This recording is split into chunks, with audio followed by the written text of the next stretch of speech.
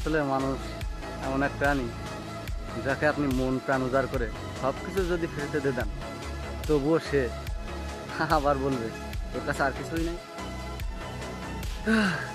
এমনই যদি উদাহরণ দিয়ে বলা যায়, যদি টাকা গাছে ধরতো তাহলে মানুষ শুধুমাত্র গাছ থেকে টাকা ছিঁড়ে না, আপনার পুরো গাছটি কেটে যখন বিক্রি করে দেবে তখন আর মানে সেটা লোভে পড়ে দিয়ে দেবে। আসলে